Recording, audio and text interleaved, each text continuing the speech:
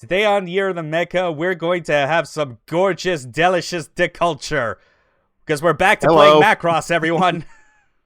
Wait, that wasn't my intro. Ah, shit. Well, I mean, the other was like, I was just gonna like sing like the... I was initially thinking I would just sing the jingle for like the ramen place that Ronka works at in Macross Frontier, but... Nyan, nyan, nyan, nyan, ni hao, nyan. There, you happy now? Yeah, there we go. Hi, Osseo. Hi, Millennium. Glad you could join us for this. All right. Yeah, as you can tell, we're back to playing PSP games. This time, it's running off of a separate computer. It's not the same one that is running OBS, so this should hopefully result in the best case scenarios, 0 crashes. Fingers crossed. At least if we get less than one.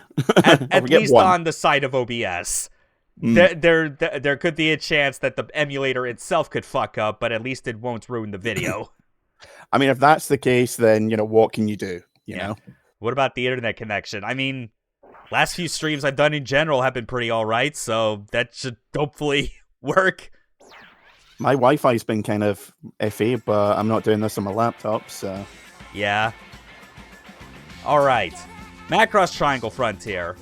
We already made a important note about it when we played Gundam Battle Universe and that kind of huge botch job of a stream. But obviously was making a very important note about how Artdink, I'd say for me personally, made a name for themselves as being like a very good, reliable developer for licensed mecha games on the PSP of all things, because they figured out a really solid engine and control scheme that took advantage of the fact that you have less buttons than what the standard for gamepads were at the time on home consoles. Surprisingly decent controls for such a limited console.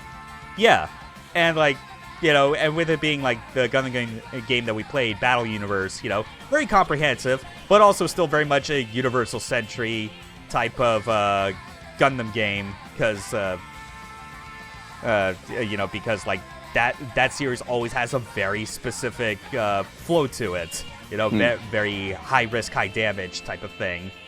Whereas with Macross, it's all about just like the spectacle of missiles and machine gun fire going all over the damn place. So this game, I generally like. I generally find the Macross games by Artdink to be like more their strong suit than even the Gundam games were, just because I like how a lot looser it is. And they managed to cram even more functionality onto the limited control setup than they already did when they made those Gundam games. Like, for context, Battle Universe was a game from 2008, and I believe that was either the same year or the year before they did their first Macross game, which was called Ace Frontier. Triangle Frontier is the third one, so you can expect that this was where they had got it to possibly like their most refined yet. Yeah. Also same year as Frontier. That's correct. Yeah, it was around 2008 that the anime hit. With all the Frontier imagery, it's like, yeah, no wonder that they greenlit this, because Frontier was just one of the most popular entries of that entire series. Just like a big pop culture phenomenon in Japan, even outside of its own fan base. Frontier, Gurren Lagann, so many good anime that year. Yeah, eating good that year.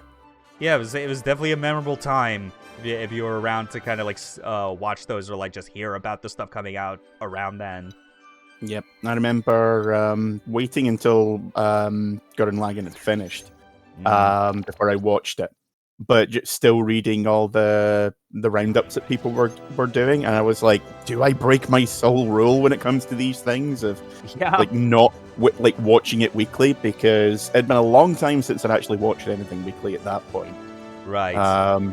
And then Madoka came out, and I was like, well, I have to be watching this now because this is freaking awesome.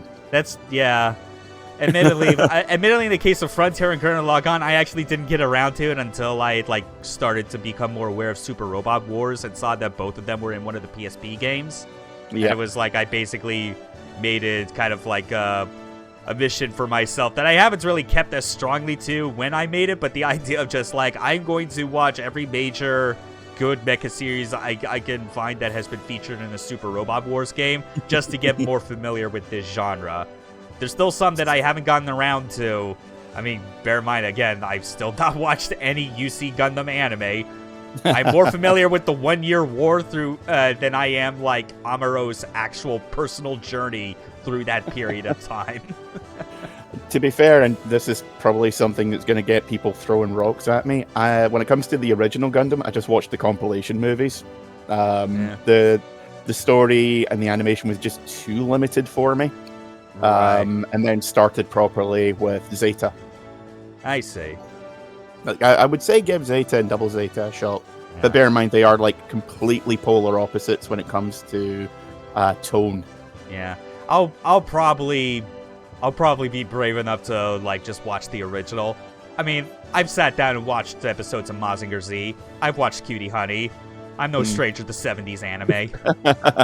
See, 70s manga I usually don't actually have a problem with because I love Devilman. Yeah, a lot of that's and Cutie Honey. still really great even today. But the animation's just a bit too stilted for me, so... Yeah, that's fair. So here we are on, like, the mission menu. There's, like, other menus that you could have selected from the start, one of which is called Academy. We are not going to touch Academy at all because that is basically a dating sim mode. That was kind of... That was, weirdly enough, that was, like, the main thing that was kind of, like, advertised for, like, this particular game out of the PSP Macross games, because I mean, like, Frontier had like kind of a wide range of popularity it had, so probably crossed over a lot with people that wanted like the dating sim experience.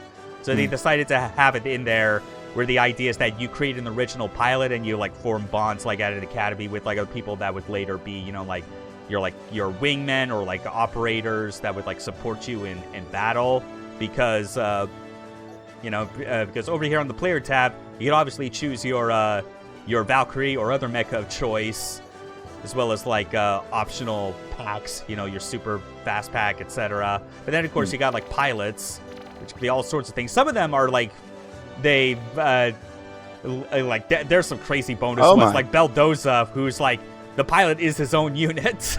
But I'm trying to see as well if it's still in here. Yeah, because these were like from the save I had downloaded just to kind of get the last few things unlocked that I couldn't achieve on my own. These are like the custom characters from that Academy mode that were made by whoever had made this previous save file. Yeah, but then there's still like the you can also play as the Vajra. This game is... I was gonna say, is that giant fucking Vajra unit there? Yep, this game, like, a big part of why this kind of ascends above most other mecha games into being just one of my absolute favorite games, period, is how insane it is in the scope of its content. Please tell me that the dating sim mode has you being able to date Vajra-chan, because that would be just tremendous. Aiku, no, please be gentle. Yeah, that was probably a very cursed image I just gave everyone right there. And anyone that has watched the fucking Macross Frontier. Whatever, let's actually... Macross 7. Does this cover all the various series? Yes, it does. Like, it even includes Macross 2 of all things. Holy shit. Which, I'm gonna be honest, that is, like, my one blind spot as far as, like, stuff to talk about in this game, because, like, straight up, that's not even part of the same timeline. It's not canon. Why would I care? I saw... Like, I remember borrowing a videotape off one of the neighbors when I was about 10 or 11. For some reason, they had a copy of Macross 2. And watching that, and I remember absolutely nothing about it. Also, we got an F-14. Of course. Which is... Spiritual progenitor. Yeah. Might as well, though, because... oh, yeah, that's right. We already got, like, everything. Everything's maxed out on this. Everything's going to be at full power when we play through this. And I figure, at least as a joke, I might as well show off, like, what the Type 14 basically is. It literally is just, like, fighter mode the entire time. It's fucking hilarious. Getting weird flashbacks to the bonus mode of Drakengard here. Yeah, where you just fly around Grayscale Tokyo, shooting down F-14s. sitting on the back of a fighter jet. Yeah. Like this game is insane. You can even play as Macross-sized units, and they also have their own specific weapons and mechanics that are accurate to what they're capable of. I noticed Clan Klein beating the crap out of something in the intro. Yep, you can totally play as Clan when she's macronized. It's great. Millennium Cyborg asking, does this include any Macross 7 and Macross Plus songs? Yes, there are a lot of songs, all of which are instrumental MIDIs, because of course. Well, the USDs didn't have much storage on them. I think it was like just over a gig and a half. Something like that. So it's Macross. Of course, your main sub-weapons is going to be missiles. Lots of. And exclusive to the F-14, we have a special sub-weapon called V-Formation. We now have, like, a flying formation. Guessing that massively increases your regular firepower. It's 3 times the firepower. And it means 3 times the missiles. Oh, God. More missiles! You just hear the poor PSP chugging in the background. Like, seriously, why would you need transforming mechas? The F-14 could have solved, like, the war against the Zentradi just fine. Really, humanity was hamstringing itself, just trying to give them a chance. Millennium noted it. I love it as well, how just the formation flies with you, that they are perfectly glued to your position. Just stapled onto the wings. Yeah. So, other things that you would expect to be in here, being a Macross game, there are enemy missiles that you gotta get past. When you're in fighter mode, you know, you just press like X and square, and it will drop flares. The indication you get that there are missiles that are at play and trying to home in on you are like when you see those red arrows in like a radial fashion around your unit. Of course, because this was the F-14, we only had the flight mode, so flares are basically the only option we had. If we were in a unit with Gerwalk or Batroid mode, basically anything with a gun pod, we would actually be shooting down each missile individually. So that's what it's like with just the flight mode itself. Let's actually switch back to like a proper unit from Macross 1. Which, there's there's that big beefy boy, but then there's all the good old Valkyries.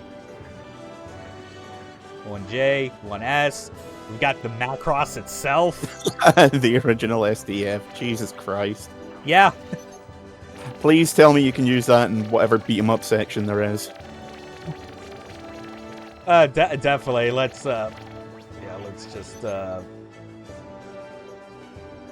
Yeah, so we got to, and also for, like, certain missions where it's like, if for whatever reason, like, if a particular unit is, like, it's supposed to be in the mission as, like, an ally, you cannot bring the same one in there, at which point you'll get this disapprove icon over your selected units. So let's really just go be into space. Rankily waving your finger at you. Yeah. This has to be the biggest fucking hangar in the universe that it's able to hold the Macross. The Macross is launching the Macross now.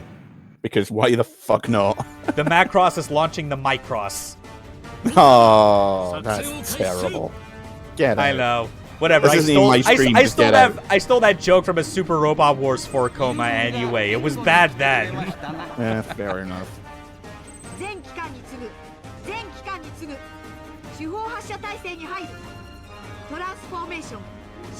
Yeah, so obviously, you got missions from all the different eras that are kind of focused around memorable episodes from the series. Obviously, you gotta have the mission where you're fighting around the Macross as it transforms for the first time.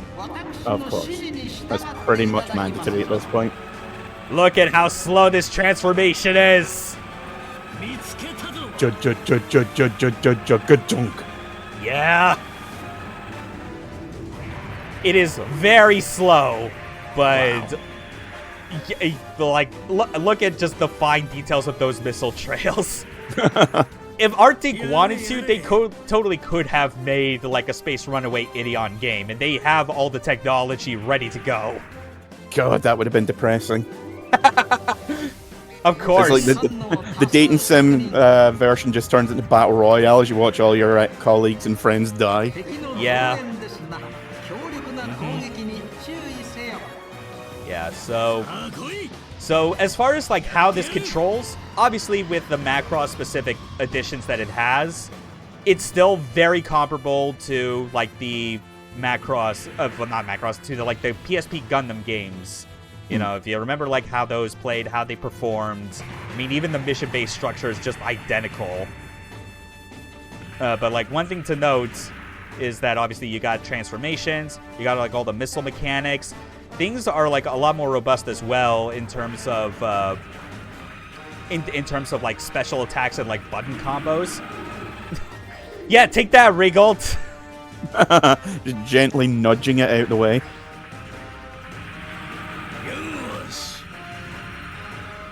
Overkill much? It's like Kamen Rider in Zero Gravity. Oh, that's a good point. Yeah, with how like the missile trails from the Macross are just a pixel in size at this point. That totally is that. Yeah, they're not so much missile swarms as they are missile walls. Yeah. Reminder that there are civilians on board. Not anymore, they're not. Apparently the Macross can trip, even in the vacuum of space. Science is unusual. Yeah. And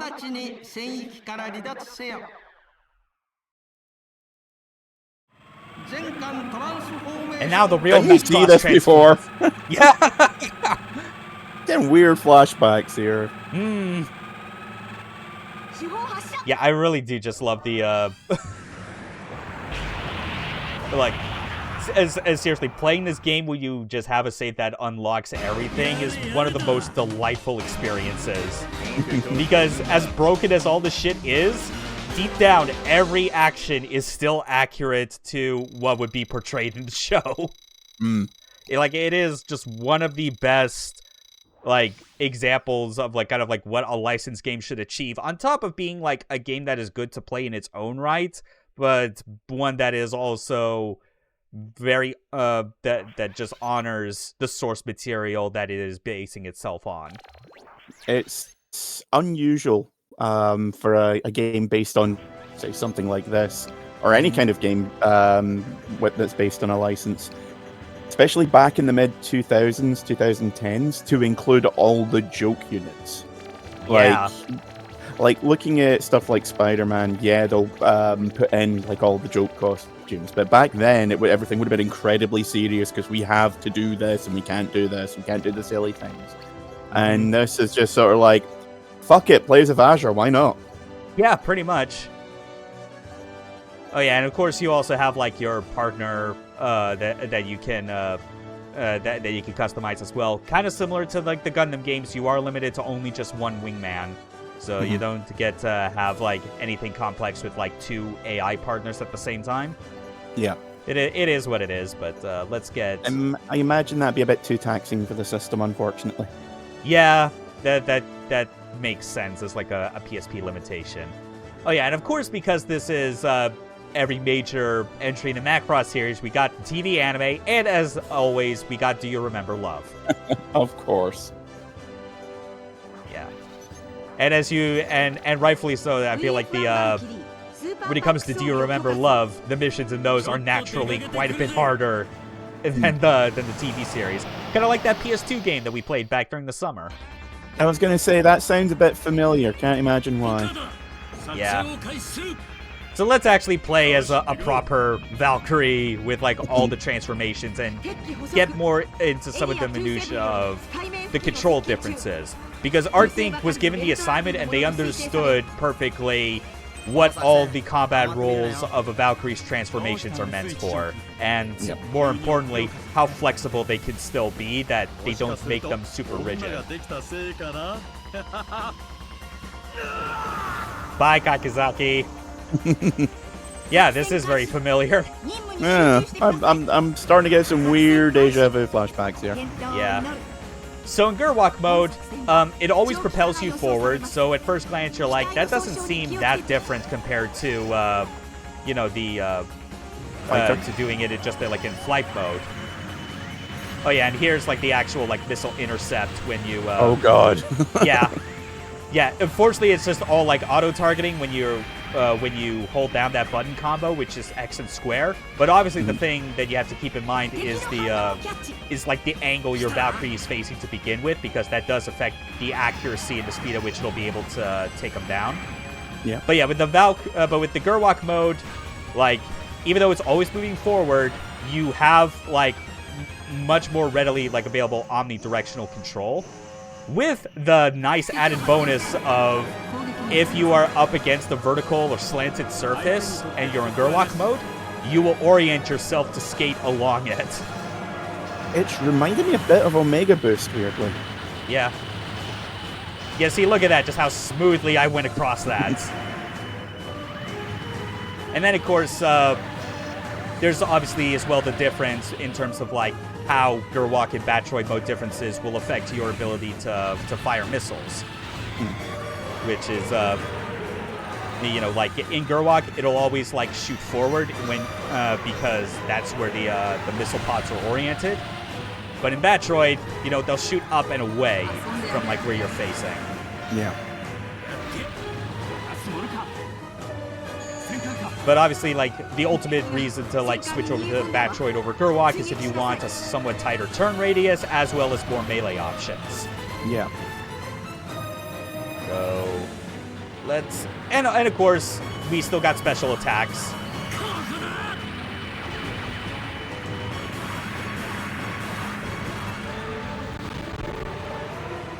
Yeah, some people heard use a little bit of that audio crumbling.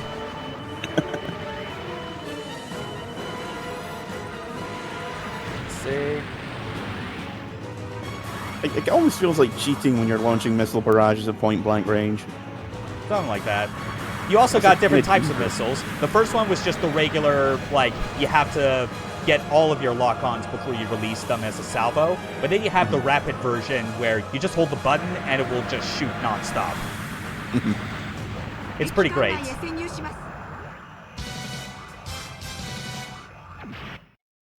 Oh, whoops, I was wondering what happened there. I forgot that like my trigger buttons were that they activate the like the menu for making like quick saves and quick loads. Oh yeah, and like if you have like super packs or any of like those optional bonuses, you can purge them by just pressing all the face buttons.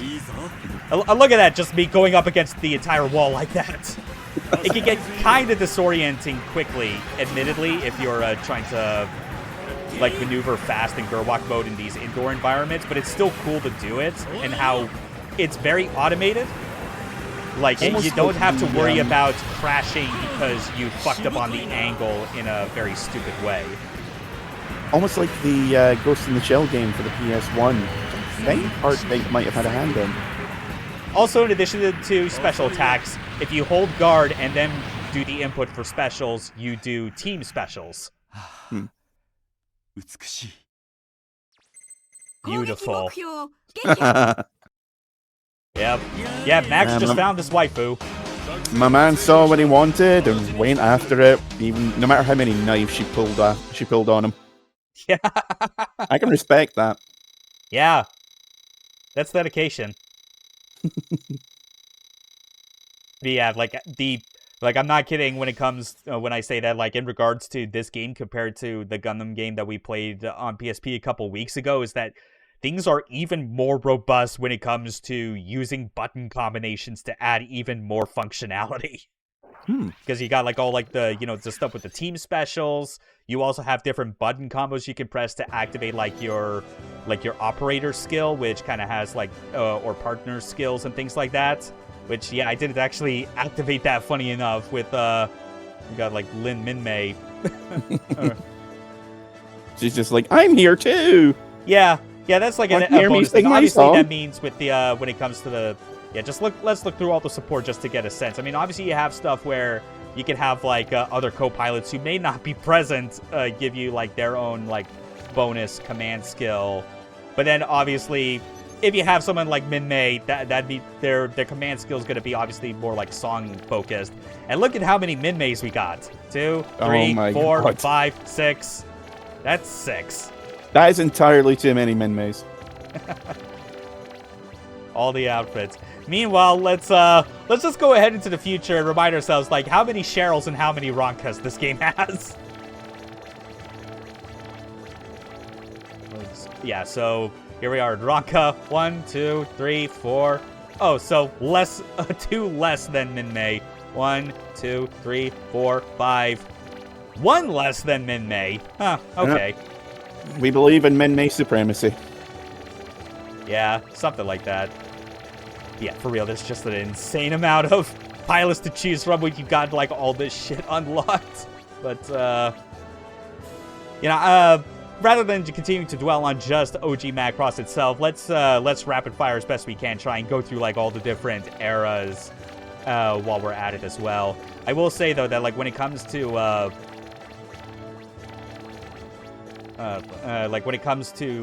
I guess, like, when you're playing this for the first time, you are admittedly a lot more limited as far as what you can bring into each of these missions. Like, if you start a new era, like, you're basically given the units from that particular series, and you have to basically play as them. It's only after you've, like, beaten them all and, like, meet certain, like, requirements that is like, okay, you can play as any unit. In addition, you could also play as any character, including their different versions based on the time period. So you could have Macross era Max and Macross 7 Max in the same mission. And it works. Shut up. Macross era Max and Macross 7, what was her name? His daughter? Daughter? Oh, yeah, Mylene. Mylene, yeah. Yeah.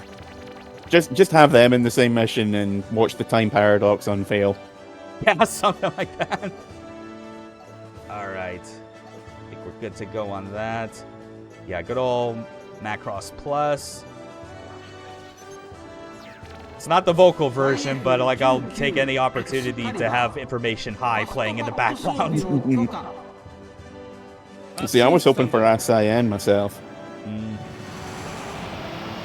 I'll still say, as a bit of a controversial take on my end, I'm not the biggest fan of, like, Sharon Apple's music. I genuinely think she only has one really good song, and that's it. But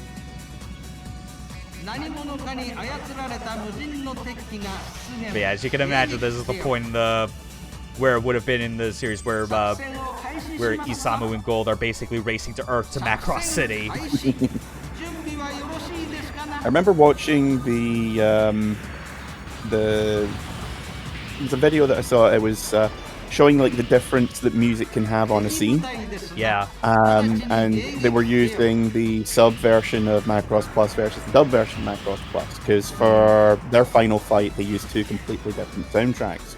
Wow. And I think it was in I can't remember which round it was, but in one, it's, this is a fated duel between 2 noble men who, sadly, only one of them will walk away. So everything's very noble and, very stirring. And the other, it's like, no, these guys fucking hate each other and are gonna kill each other. And just completely changes the context of the scene. It's amazing. Yeah. It's like, you fucking made me pay for your lunch 13 times. It's just like, it's just brothers fighting, essentially. Yeah. And it's especially, I just love that detail when Isamu is like, you seriously kept count? If someone had to, you weren't gonna. Yeah. I will say, though, when it comes to some of the harder missions that this game ultimately has, like in its post-game, when you're having to deal with the the missiles and how to like throw them off your trail, it is a lot easier and faster if you go into fighter mode and just use your flares. But the thing is that when you use the flares, it drains from like your anti-missile defense meter like a lot faster. Whereas like it drains like a lot slower if you're in Gerwalk or Batroid, because you're just you're not using like a completely separate system to throw them off. You're instead just shooting at them with your gun.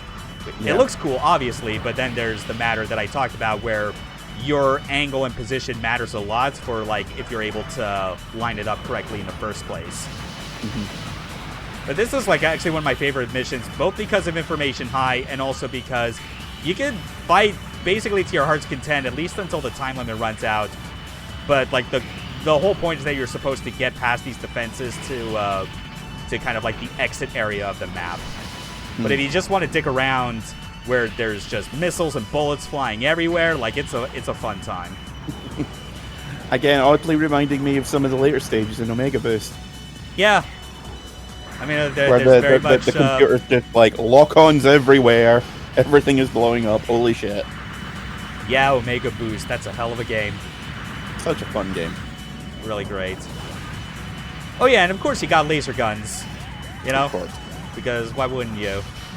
It's funny, like once we get to like Macross Frontier, I'm definitely going to show off Michelle's Valkyrie unit because he's the sniper of SMS.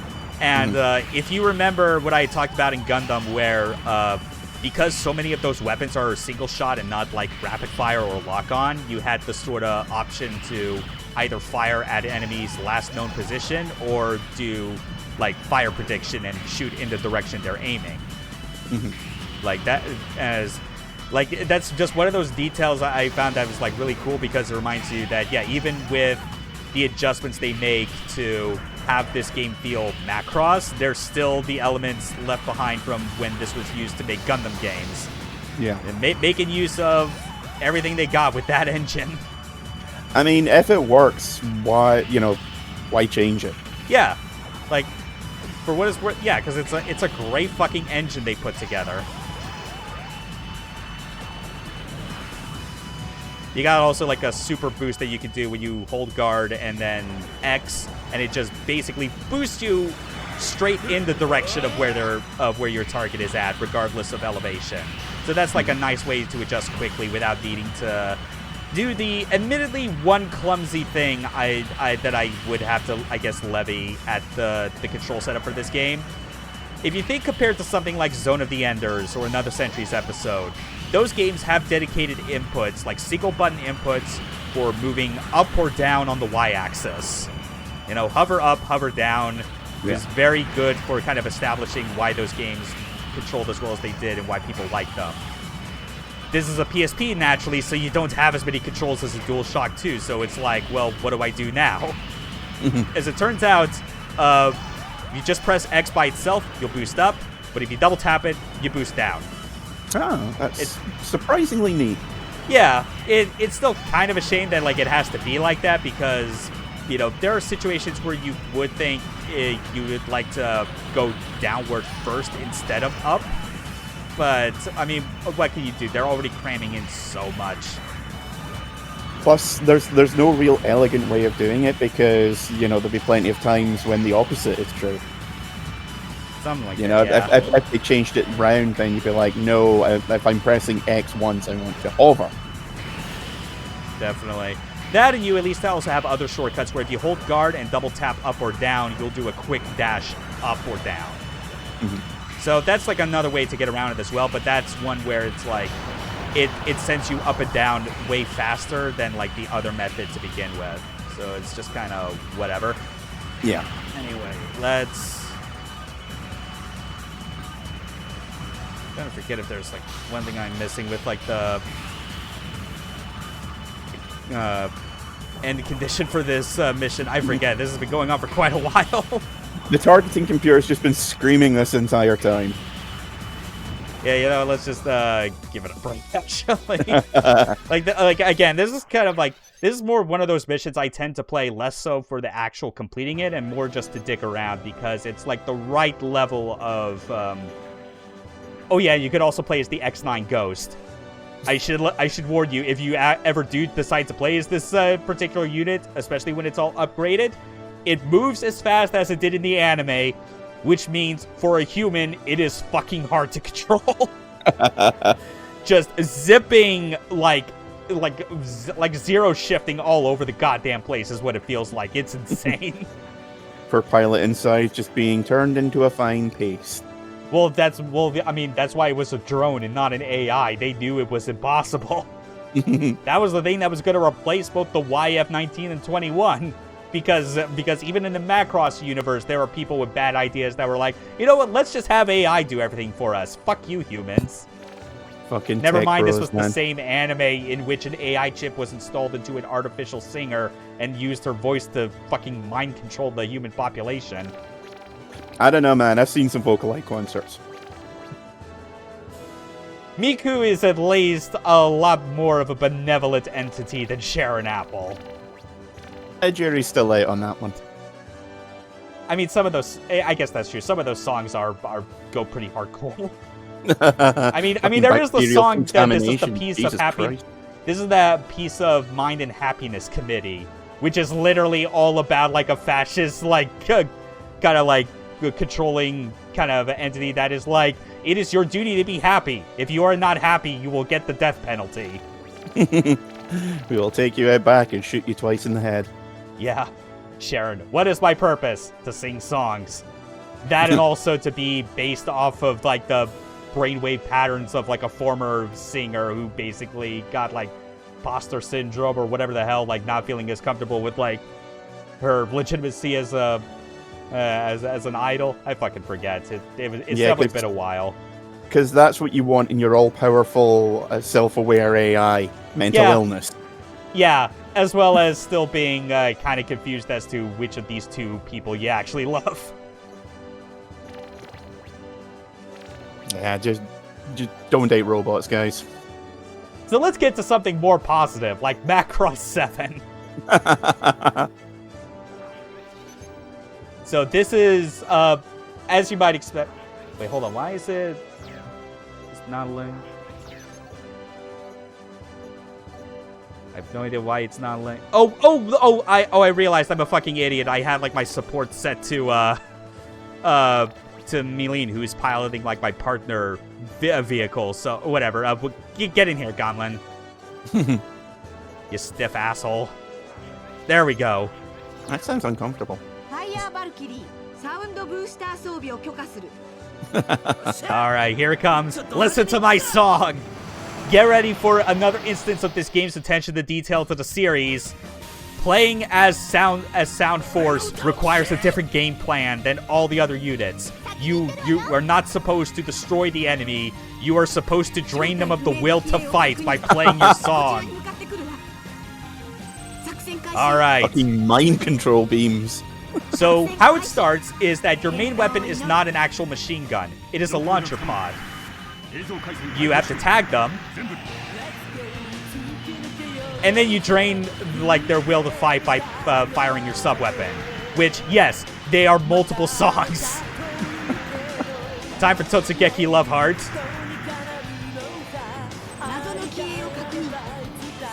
What the?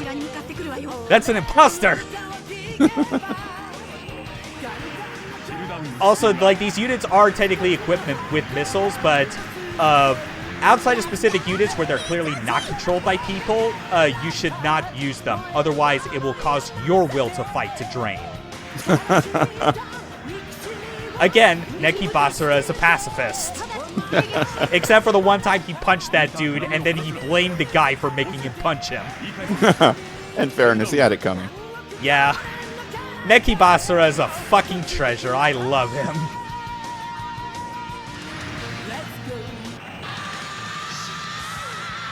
Alright, time to keep cycling through all the music. Of course, it makes sense that they would have to shell out however much money they could to get the vocal versions of Firebomber music, however shortened they had to be. Well, of course. Oh yeah, and there's our rapid fire missiles. We're not going to shoot those, just to show that they're there.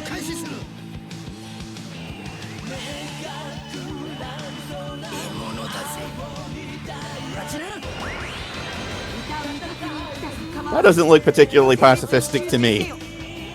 No, it's Mega Song energy. Shut up. that looks like some kind of motion wave gun. But I mean, the reason I activated it is just to get a bit of Try Again playing in the background. Misa, you're supposed to be lost in space. Oh yeah, that's right, but there's no other suitable operator I could find from like the Macross 7 era to use for the time being. Again, everything is unlocked so you can play this game in the most anachronistic way possible. It's fine. Let's just say it's not the weirdest thing to happen in Macross, even by any measurement. Yeah. Also, technically, it's not even lost in space in her case. She's lost in the realm between dimensions because of the Mega Road folding out of reality. She's in fucking Futurama for all we know now. I just got reminded of of this fucking meme that came out around the time of the second Delta movie. Because of the, I believe it basically revolves around, like, the villains trying to pull the Mega Road 1 out of space entirely just to blow it up. Because they believe that's where, like, this kind of, like, conspiracy, like, mastermind is basically in charge of the universe. And that sounds very uncomfortable, but go on. And the joke is that, like, you get glimpses of the Mega Road 1 itself, and you can see the silhouettes of people, like, through one of the windows, which look suspiciously like Hikaru and Misa. And then, like, someone just put a caption over it where it's them saying, "Help, get us out of here, we're trapped in the Robotech dimension." Harmony Gold has a gun to our heads. He won't let us go.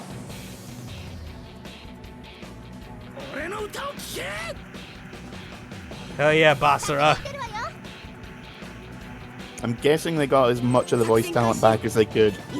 Yes. Like, at this point in time, at least all the voice actors for these characters were still alive. This was at least before Hikaru's voice actor eventually did pass away, which was sad. But yeah, let's just get some more Firebomber mileage out of this as we can, and just to talk about how, like, delightfully silly Macross 7 is, even if the show is a bit uneven.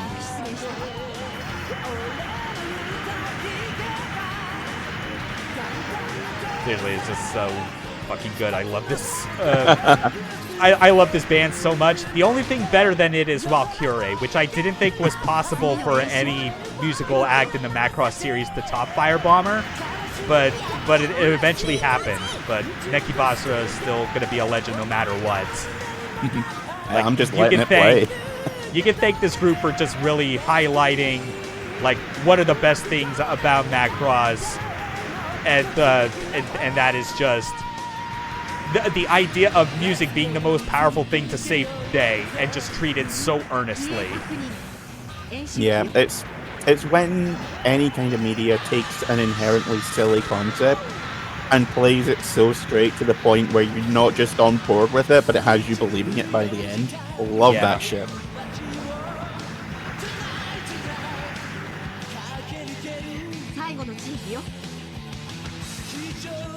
Yeah. That said, though, like, I will say, I think it's a bit hard to find, but if there's ever... Because as much as I like the characters of Macross 7, my main complaint I'll always have with the show is that the first half really does drag a lot. But when it gets its momentum in the second half, that's when it becomes genuinely amazing. If you want a way to enjoy the story of Macross 7 in a more compartmentalized version, try and find the anime film Macross FB7, which is I like the one Proto Devlin that turned friendly because of love. Yes, that was great as well. Save for the I'm forgetting his name. It was the one that looks like a middle-aged old man who's balding, who's also a Proto Devlin, and is like he starts singing one of Basara's songs, and it's the sort of thing where he sings it so terribly. He cannot carry a tune in the bucket, but the fact that he is giving the effort to sing it anyway is what makes it powerful. But yeah, Macross FB7, the idea is basically it's set in during the time of Macross Frontier, where Ozma and Bobby are basically driving home one night, and because they're huge Firebomber fans, they're just reminiscing about how awesome that band was and wondering, man, whatever happened to those guys? They just disappeared one day, and then they all of a sudden come across like a series of VHS tapes, which are just clip shows of the events of Macross 7, showing exactly what it was that was happening that time, what they were involved in besides just making music. Now, I'm not saying that plot strains credulity in any way, but, no, but it's hilarious because in Frontier, there are multiple characters that are fans of Fire Bomber to the point that they also in their part-time play in a tribute band called Lovely Bomber.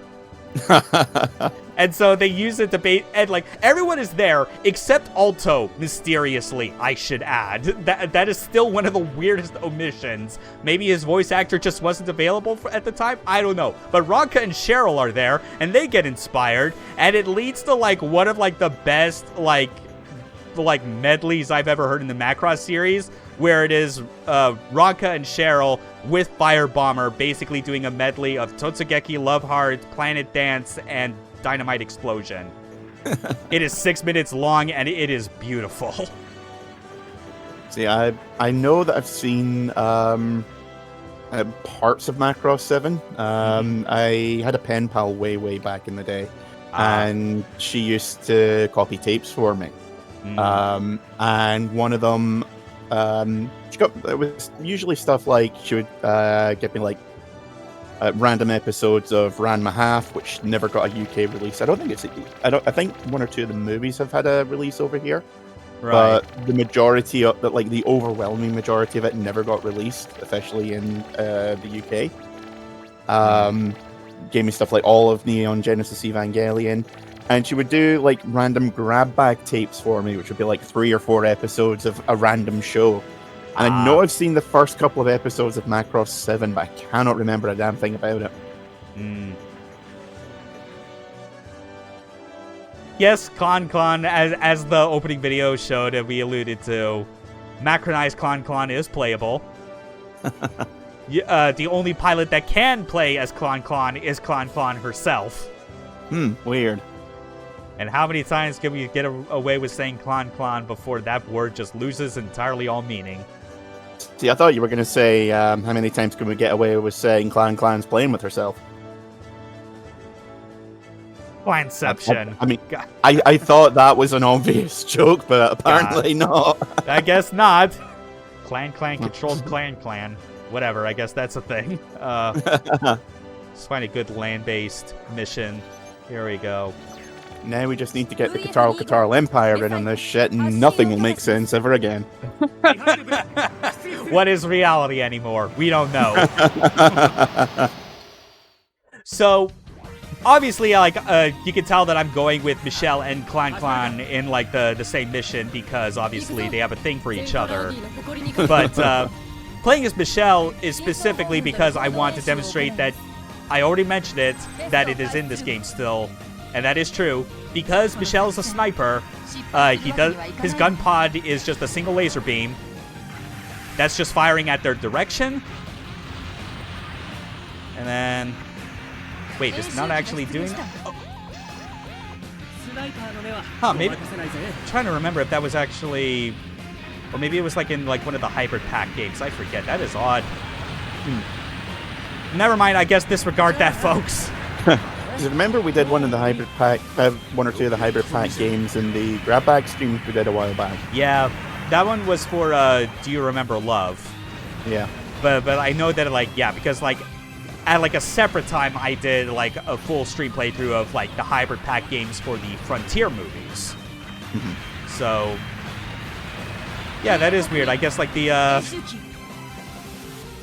yeah, I guess for whatever reason, they actually did take out that particular function in the PSP games, but somehow included it back in the hybrid packs. I don't fucking know what the hell.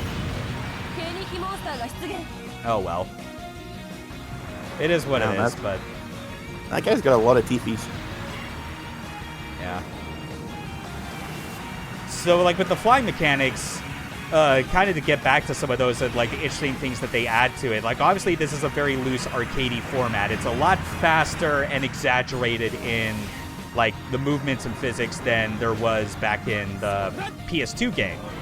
But one thing that is nice is that you do have, you can speed up, but if you press triangle, which is normally for melee, you will stall your engines. And that's what happens when you just do it in an atmosphere. You will simply stall and start falling. It actually makes for a really good way to do like quick turn maneuvers if you just shoot straight up, stall your engines, and then turn yourself facing back down. It's pretty good. Ace Combat games have something kind of similar to that as well. It's like the feeling, like because of the exaggerated physics and flight model, it really does feel like the flying equivalent of drifting. And we all know how awesome drifting is to do in pretty much anything that it's in.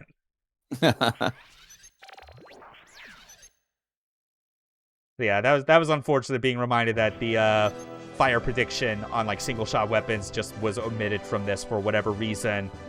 I guess someone brought it up as a thing that, hold on, this feels weird to have in this game considering, you know, none of the other units have single shot weapons. This is a universe where everything is fobbed with homing missiles and machine guns. It makes sense. Whatever, let's play as Clan. Why not? And much like with all the other gimmick units that don't adhere to the exact rules as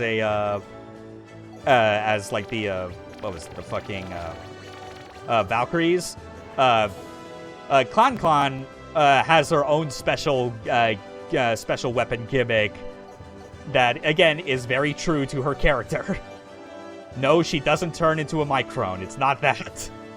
I was going to say, does she get micronized and then start kicking up a fuss all the time like a sleepy baby? Nope.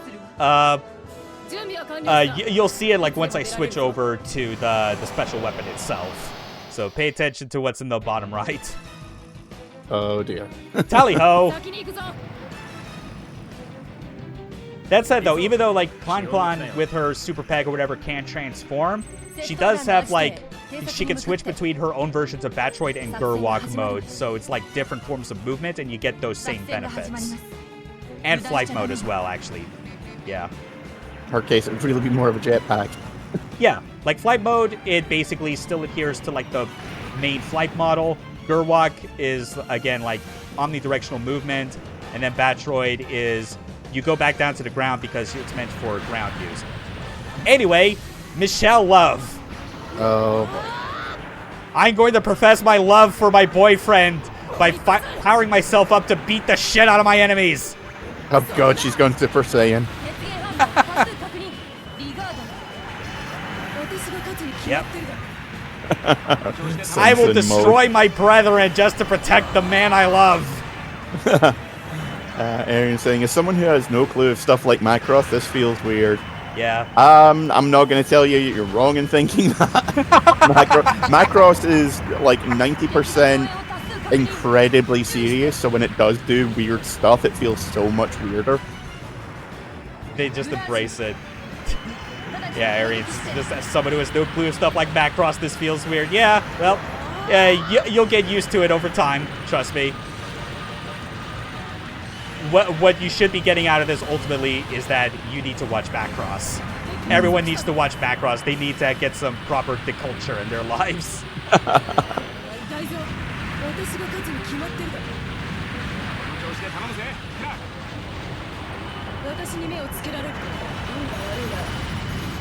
Oh, and our jetpack got blown up, so that we gotta like it's purged.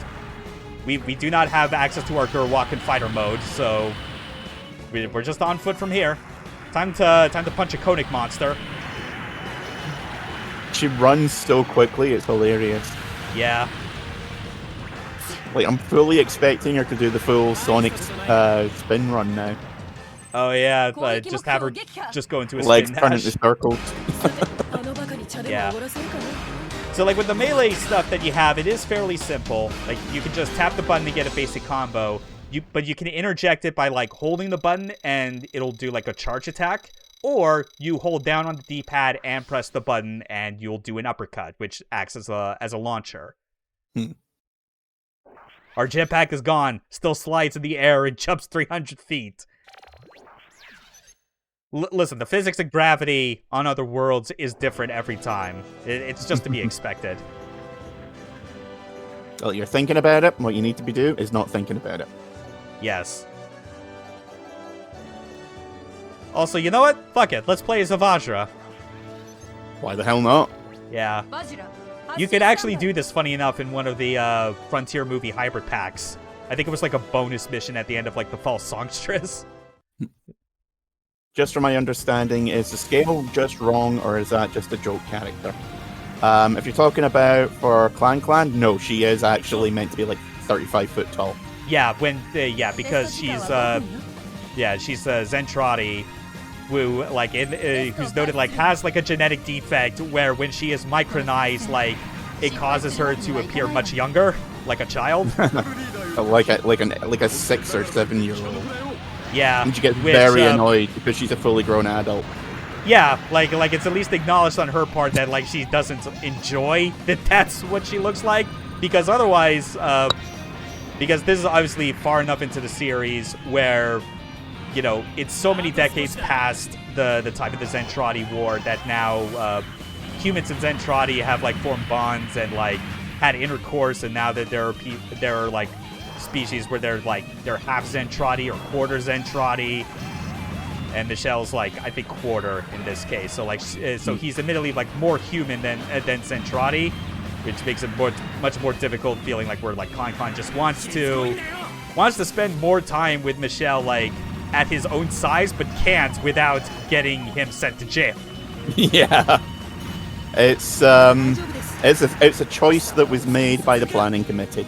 Yeah, it's very much a choice of the era that clearly like had to have been like made with like motives other than what was decided on as the story reason. So the story reason I fully believe at this point was just more done as a way to salvage the fact that someone on a committee wanted them to do that because it would get them more popularity, you know, fan service. I mean, shows like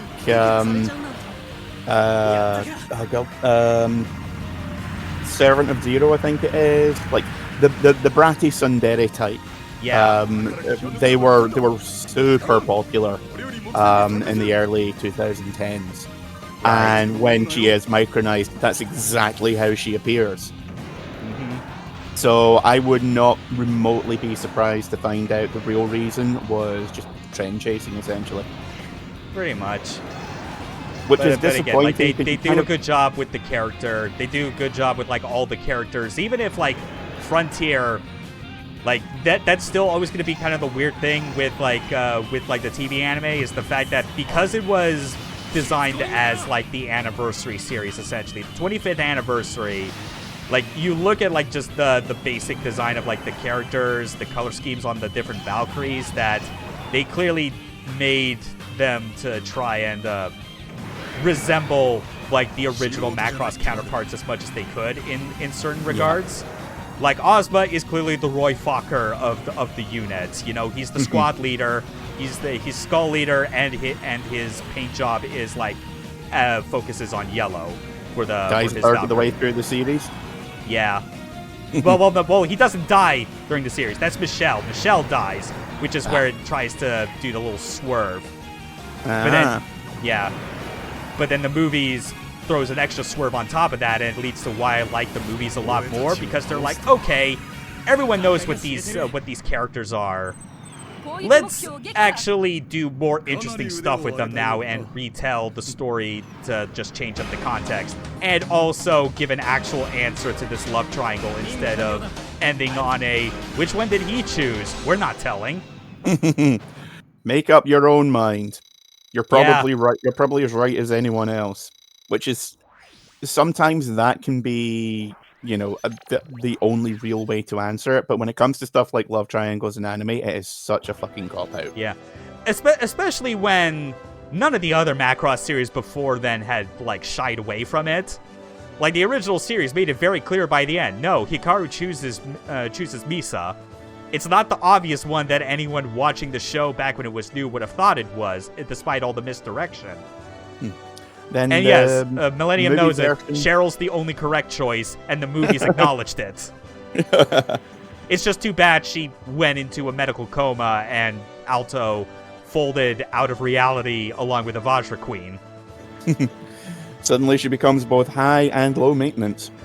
And then Ranka is just left to continue pursuing her career, and like her best friends are just gone. My life is empty now. Well, time to sing more happy songs. Yeah.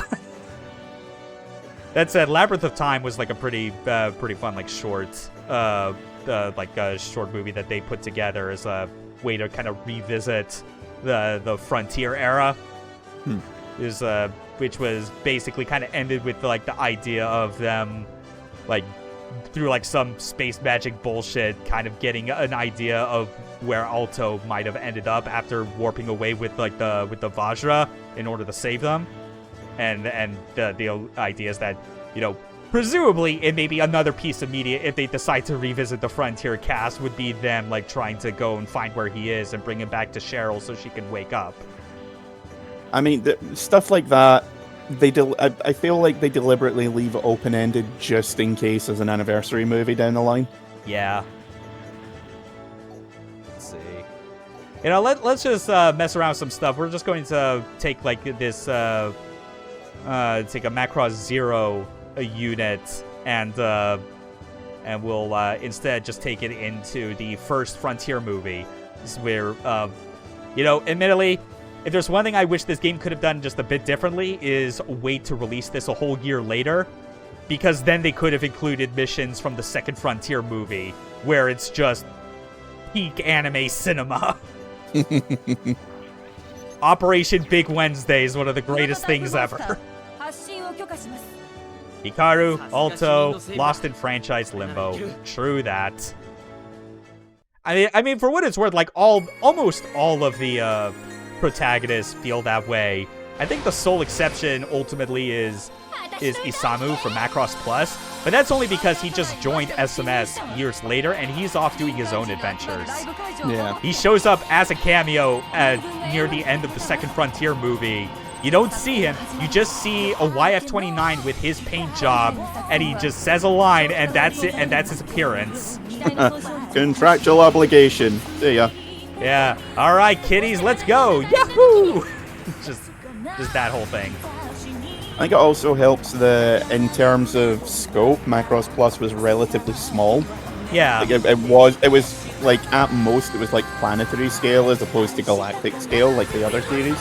Yeah. It is frustrating though how it's like Front Plus is definitely the kind of series where I want to like it more than I do because it is doing a unique spin on Macross, but I otherwise find a lot of what it focuses on to be kind of dull. The saving grace of it is that like because of stuff with like the YF-19 and 21, like that whole competition between those companies trying to get the next generation of Valkyries greenlit, it at least works as like a nice way of establishing like setup for like Valkyrie design that would be evident in later series, because like the YF-19 does become mass-produced in 7, as does an updated version of the YF-21, and even the transforming mechanisms of the YF-19 become the basis for a lot of the other Valkyries from then onward. And like Frontier, Delta, like the way they transform is all still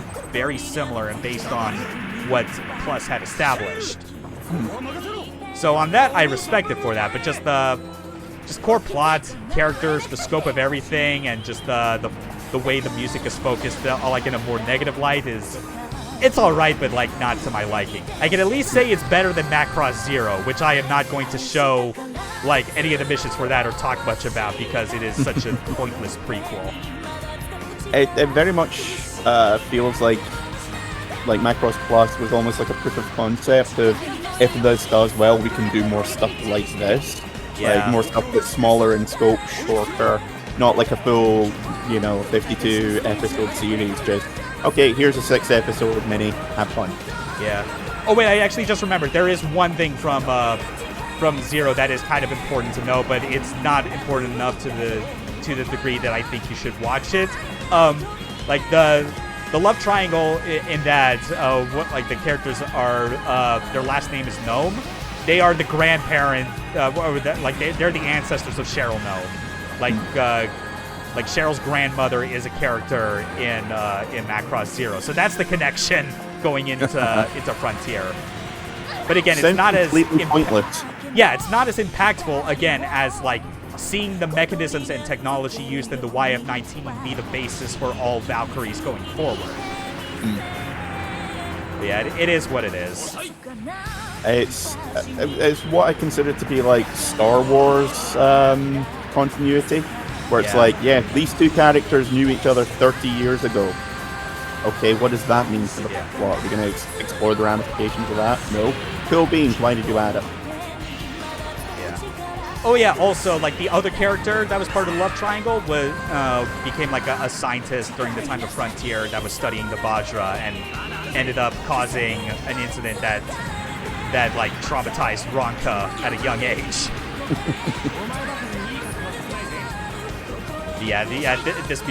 This song is fucking great. Yeah, again, Arian, like, if you're thinking, like, this song is great, definitely check out, like, the soundtracks, or, again, better yet, just so you get the full context and the impact behind these songs, is to, you know, watch the shows that they come from.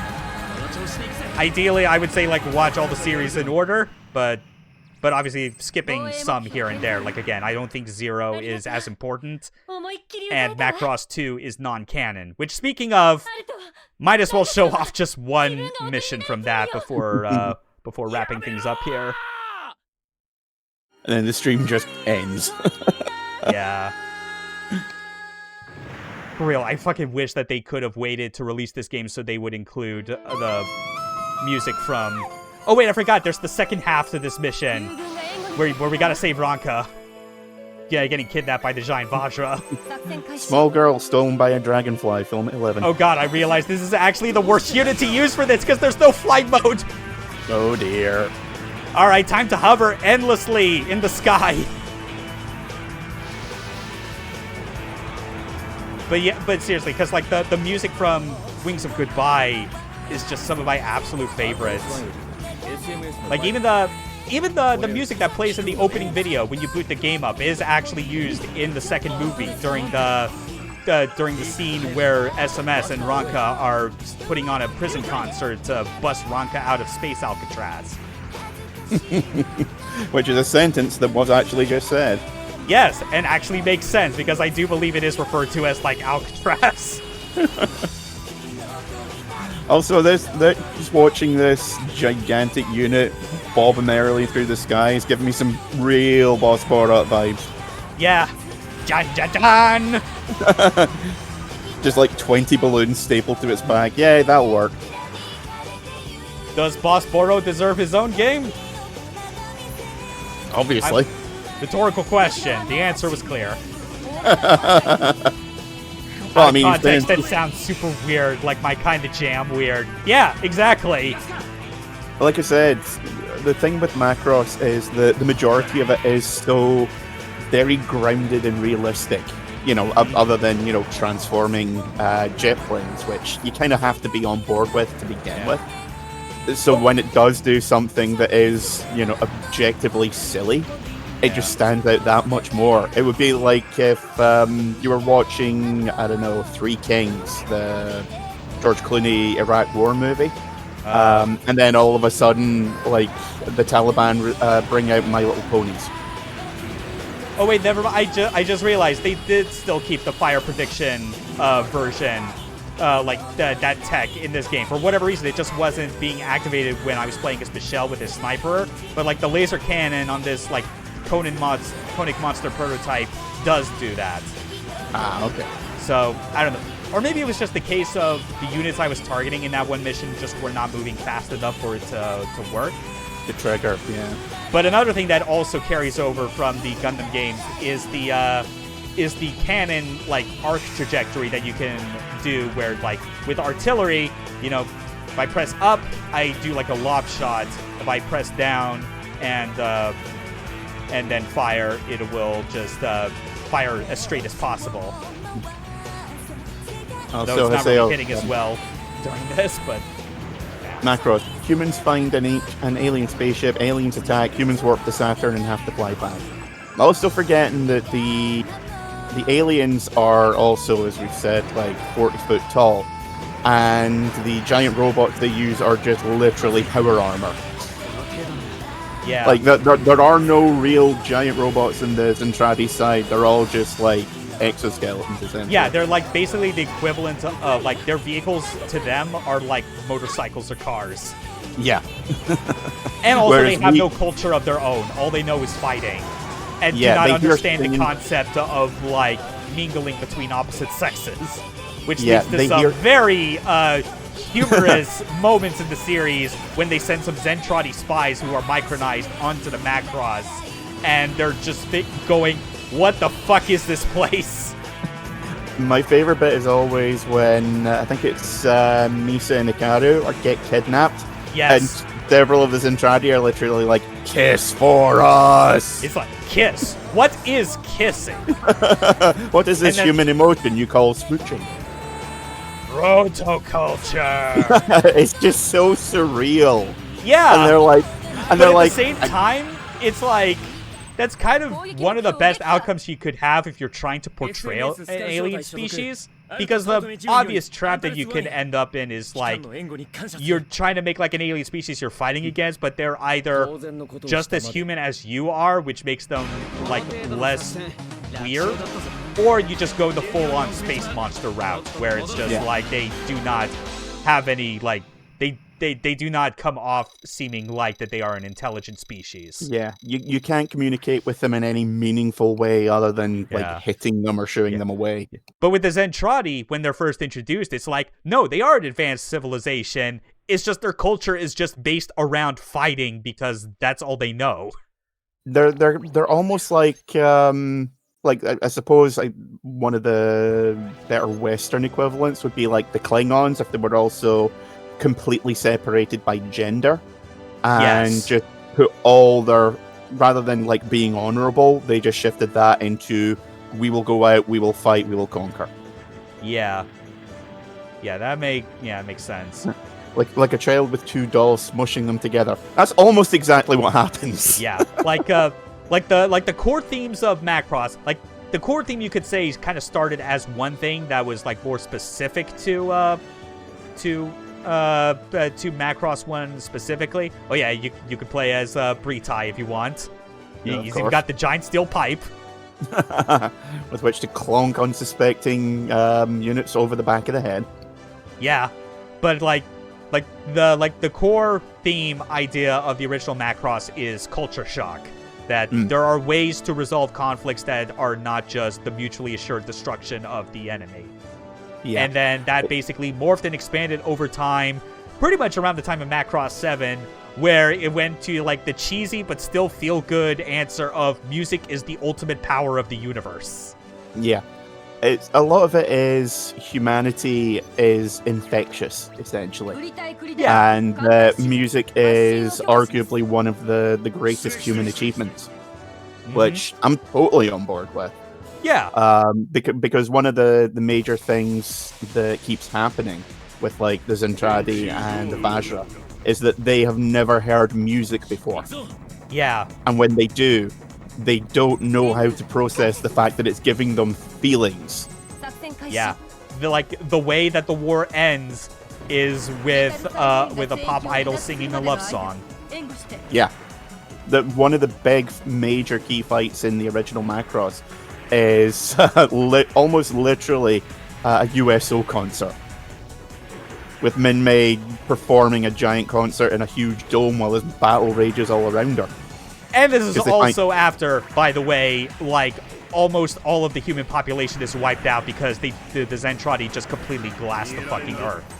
Yeah, humanity goes from something like 10 billion to something like 52 million or something ridiculous. Yeah, pretty much everyone that is still alive has been basically on the Macross. Yeah. The planet is literally glassed like 3 times throughout the series. Yeah. Yeah, as you would expect with Britai's main weapon being a pipe, the ranged attack is just you throw the pipe. I thought that was what you were doing, I just wasn't sure. Yeah, it's real silly. Also, you can call in support with various Zentradi units. Self-esteem team assemble! Yeah. Homing pipe, Jesus.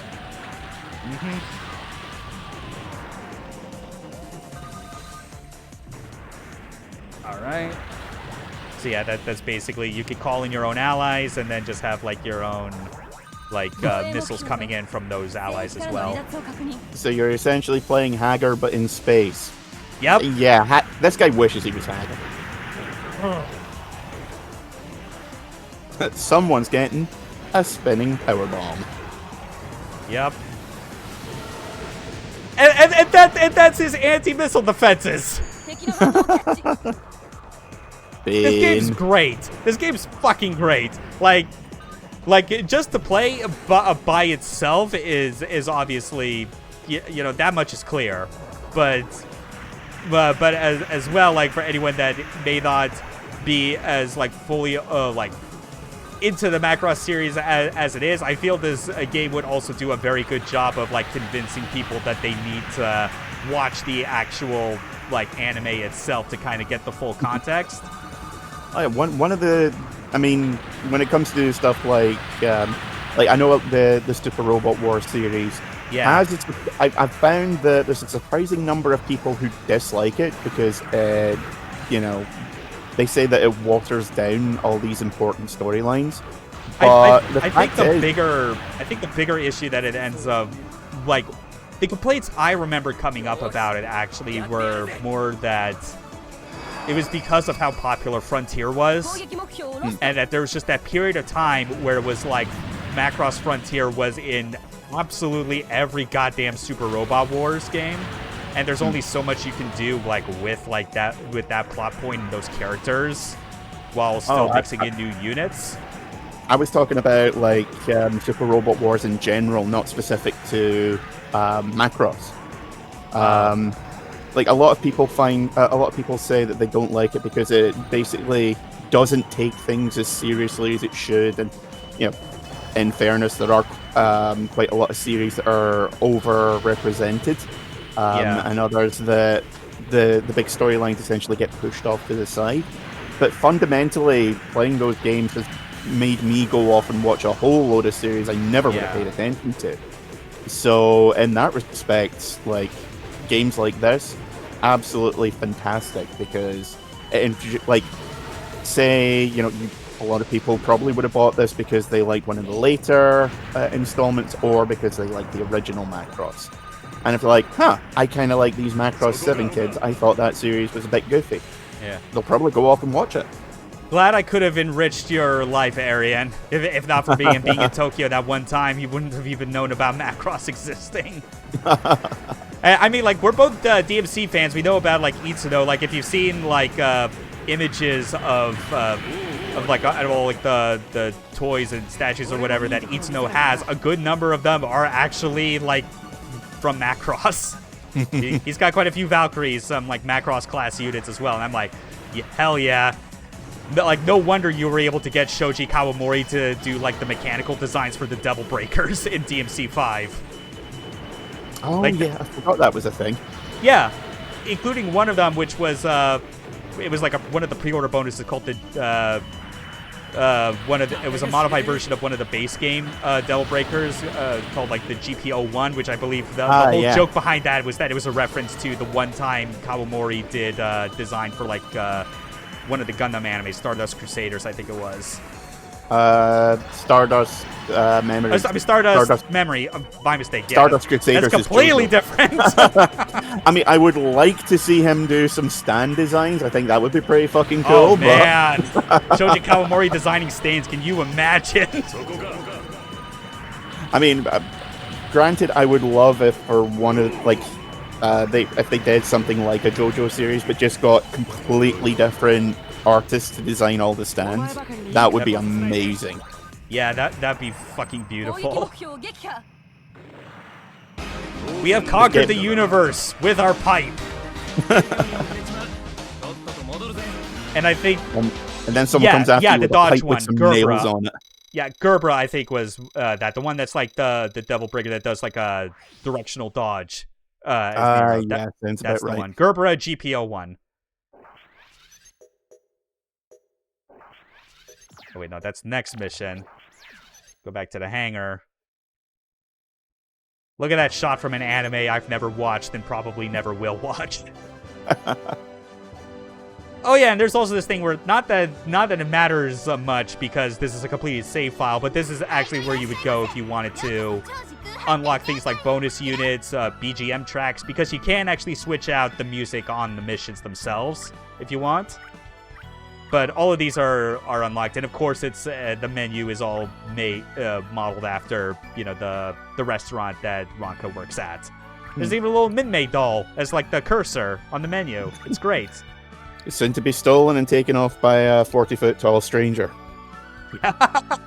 Oh, that part's great. Hey, what is it you've got over there? Never you mind. I just want to see it. Oh well, what can you do? And that's Macross Triangle Frontier.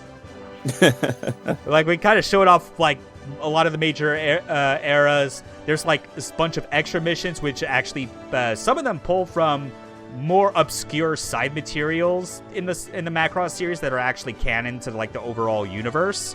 As well as, there's the category called Survival, where the idea is that, you just pick an era of Macross history, and you just play all the missions one after another non-stop. Oh, cool. But with, like, just one unit, so, like, basically any damage you've sustained or other status changes, you kind of have to deal with the whole way. No, it's so cool. Yeah, it's an interesting thing.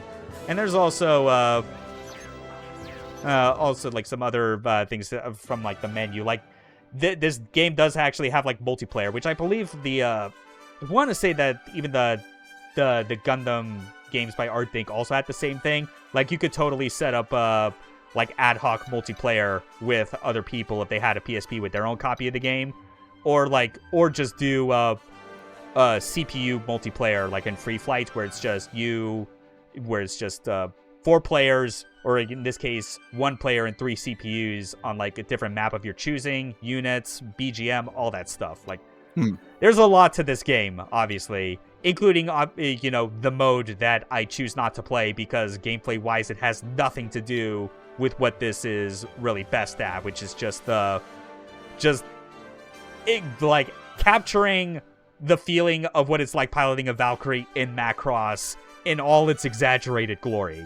Because the PS2 game, that is still a lot of fun. I feel that is still like a really fantastic game that approaches a Valkyrie combat in one valid direction, which is approaching it from a more sensible flight system kind of like approach to it. Whereas this, there's flight to it, obviously, when you're in fighter mode, but it's super exaggerated and arcadey because the real meat of like the engine and mechanics in this game are based around like mecha combat proper, virtual on inspired stuff.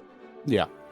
And both approach it in ways that are excellent, in my opinion. This is worth playing. Just get a ROM of this where you can. Play it. Play as many of the missions as you can until the post-game becomes too much of a grind, and then find the completed save on GameFAQs and then continue from there. There you go. Because, that's always going to be the thing you have to contend with in an Artdink game of this type, is like, they make sure they'll come up with ways to get you to play for as long as possible, even if that means causing you to have to replay missions over and over just so you get enough upgrade points for your favorite units that you'll maybe have an increased percentage of survival on the super tough post-game missions. Those were the days. Yeah, and I mean, they're all bite-sized missions as well, because this is a PSP game. That they understood the different priorities that players have when they're playing something on the go versus at home on their TV. Yep, can't do those long epic missions when your bus stop's coming up in 5 minutes. Select your brawl character already. Yeah, this menu is a little bit Smash reminiscent, don't you think? Although I guess the only thing it's missing is that the menu options need to be a lot more varied in size based on their importance, because that's something Sakurai has kind of keened on, has honed in on with his games as he keeps making them. Yeah, is what it is. Thanks for being on board for this one. No, not a problem. Yeah. Next year, the Mecha is going to be Wednesday because Millennium Cyborg will be back on the stream as we're revisiting Armored Core. We're going to the generation that is often shat on by everyone because they don't understand it or don't spend time with it.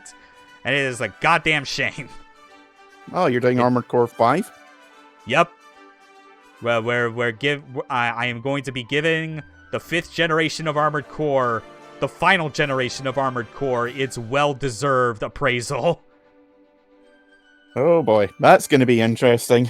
That's also the one game that I've never really gotten into. Never really played it. I've had. Yeah, I mean, for what it's worth, you know, like 5th gen, it includes Armored Core 5 and Verdict Day. Verdict Day is the obviously better game in every regard, but like 5 still has like a lot of important merits, especially when it comes to like the vibe and tone of what I associate with like Armored Core. Like even beyond just the gameplay, because obviously, as you'll find with that, gameplay mechanics are of quite a far cry from what the PS1 and 2 classic era games were like. But it just hits a tone for me that reminds me like why I like Armored Core, because it ties back into why I love Ryosuke Takahashi's like 80s mecha anime. You know, just that dark, run-down, hard sci-fi feel to it. It's got it in spades. I can't wait to show it off. Stops. All right, time to head off. Everyone else, you all have a good rest of your weekend. I'm gonna get back to playing all the games I've been busy with outside of mecha games because there are just too many. 2023, hell of a fucking year for video games. Holy shit. I'm taking a break because I've been in the last 3 streams. Yeah, definitely. Yeah, it's just kind of been like that due to people not being available. It is what it is. Yeah. We'll see you around for whenever that will be next time in November. You have a good one, Kaboom. Always a pleasure. Doodles all. Game over.